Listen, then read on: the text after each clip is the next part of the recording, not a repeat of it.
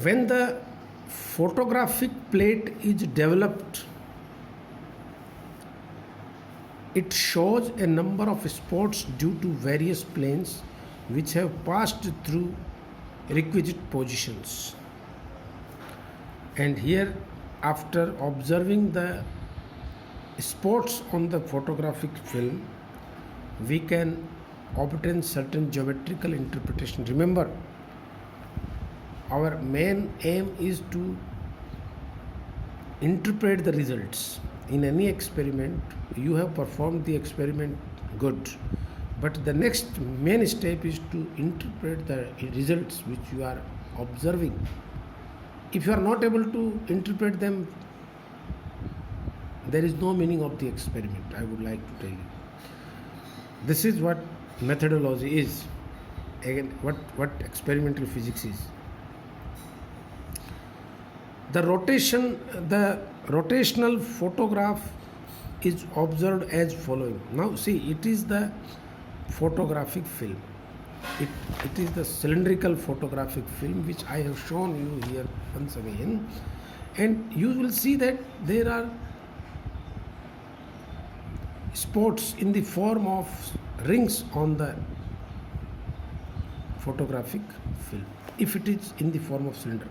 If you open it, then these will convert into lines on the photographic plate. So what I have written is, this is incident beam direction. As the crystal is rotated, it will pass through a number of positions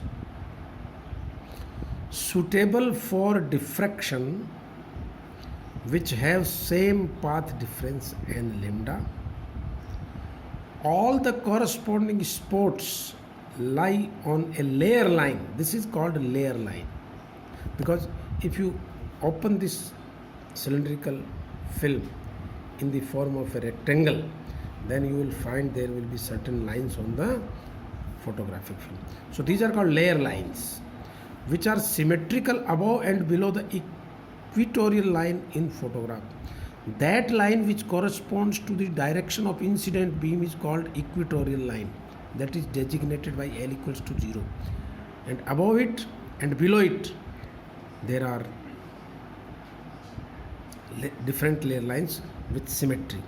So this is what I have written. All the corresponding spots lie on a layer line which are symmetrical above and below the equivalent line in photograph.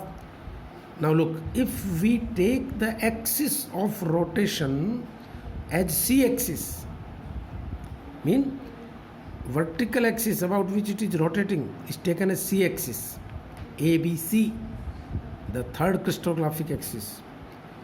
Planes parallel to it reflect the rays horizontally, and the spots corresponding to reflection from any h-scale plane. You know, in your basic classes you understood about h-scale, the Miller indices, and any plane is designated by a set of 3 numbers that are called Miller indices. So planes parallel to it reflects the rays horizontally, and the spots correspond to reflection from h-scale plane form a horizontal line called zero layer. Reflections making an angle. Now you can see as you go up or down, mean above or below the horizontal layer, you will find that the angle of the diffracted ray keeps on changing. This angle is something different, this angle is different. Over for the next layers it will be larger. So reflection making an angle phi L with the horizontal lines are given by C sin phi is equal to lambda. This is condition for the first maxima corresponding to L equal to 1, the red line. For first L is equal to 1 layer line. Here C is distance between consecutive atoms on the C axis. So I will get a direct information about the value of C. This is the most important part of this experiment. I can obtain information about the interatomic separation along the C axis, the Z axis so called, and if I orient this single crystal in different orientations, then I can get information about A and B as well. So you can measure the lattice parameters A, B, and C, and that will give a direct idea about the unit cell. You can construct the unit cell. You can find out the volume of the unit cell using this particular method. So since the vertical spacing of the layer depends only upon the value of C, so it can be deduced.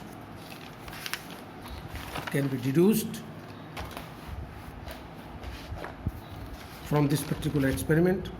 And I have mentioned that if rotation photograph are taken separately about 3 axes, the translations A, B, and C can be determined, and it leads in formation about structure of unit cell.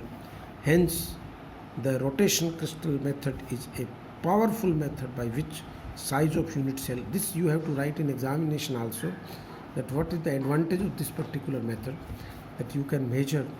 It's a powerful method by which size of unit cell can be determined or can be obtained. Now, time to time, every experiment has seen a modification. After the whatever I have told you was the beginning of this particular method, and it was used for a longer period of time. But as the technology developed, computers came into existence, then direct data were given to the computers and then they were analyzed. So I am pointing out towards the modifications which had been taken place in this particular experiment, that modern methods are diffractometers, in which scintillations counter and proportional counter tubes are used to detect the radiations. It means no more the photographic plates are used.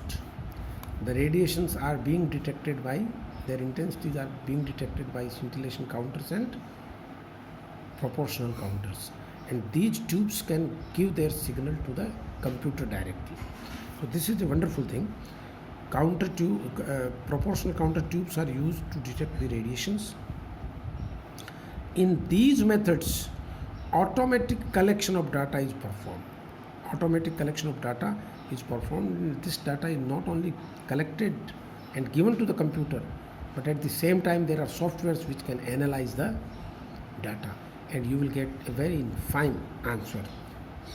Due to it, these are more useful in the study of dislocations or impurity also. This is another aspect of this experiment, that you can study the dislocations, because dislocation means there is some discontinuity in the crystal structure, and impurity do have the same meaning.